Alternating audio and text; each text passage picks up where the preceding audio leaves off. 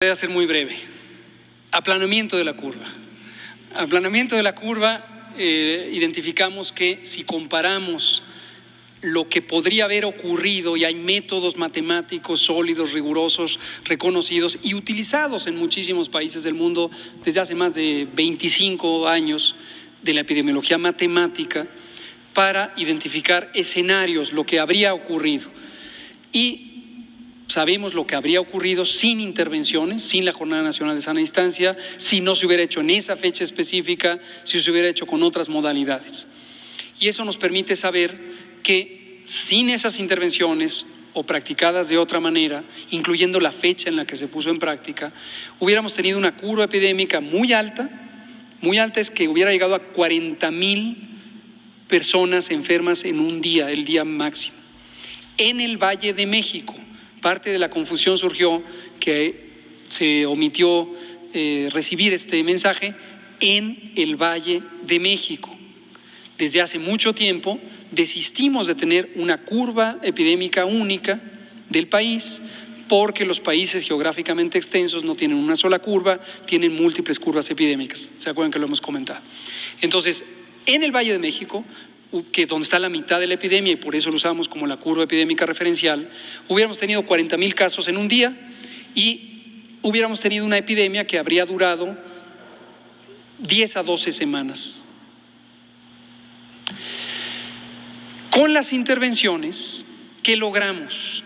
Positivo, que en lugar de 40,000, en el momento máximo de la curva estaríamos teniendo, bueno, digo el porcentaje porque es el que está documentado, 81% menos, una reducción del 81%, es decir, hubiéramos tenido el 20%, es decir, 1,600 casos en un día, número grueso.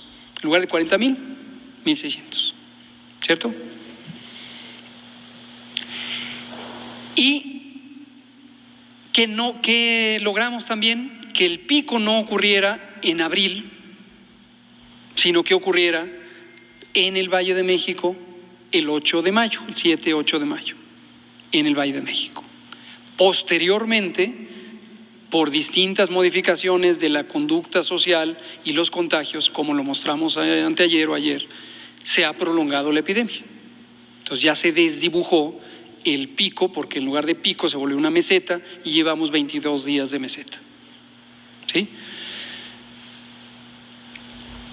¿Cuál es la consecuencia no grata? No es indeseable ni representa un problema mayúsculo, pero no grata de haber tenido esa modificación, que la cantidad absoluta de casos probablemente va a ser semejante a la que habríamos tenido en esa mega curva epidémica. Esto está descrito en la teoría de la mitigación comunitaria. La cantidad absoluta de casos puede ser parecida. A veces se ha planteado que es 10% menos, pero es en general la misma.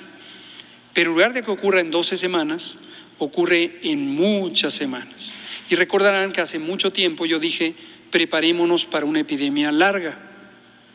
Y hablé de septiembre, octubre. Pues esto es lo que nos está ocurriendo.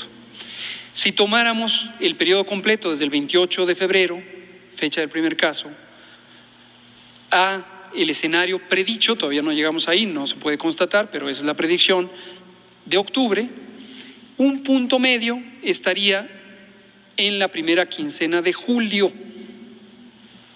Aquí ya no me estoy refiriendo a la Ciudad de México o el Valle de México, sino para todo el país. El conjunto de curvas epidémicas, tomadas todas juntas, nos llevaría a un punto medio, donde generalmente en el punto medio está la máxima carga diaria de casos y luego un descenso hasta llegar a octubre. Entonces, el pico no es tanto como que en la misma curva haya redundantemente varios picos, sino diferentes curvas. Hay diferentes curvas, es correcto, pero también puede haber curvas con más de un pico.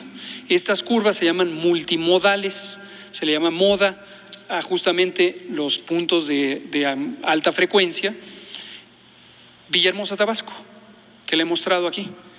Teníamos una curva, empezó a bajar, pero luego hubo seguramente modificaciones de la conducta social, hubo contagios y apareció otra curva adicional sobre el mismo proceso epidémico. Por cierto, esa ilustra también a lo que nos hemos referido con el riesgo de rebrotes. Por ahí hay gente justamente en redes sociales que se pone un poco nerviosa pensando, ¿cómo hablan de rebrotes si todavía no se acaba la epidemia? Nos referimos a eso, nos referimos a que algo ya viene en descenso y de repente empieza a subir antes de llegar al punto final.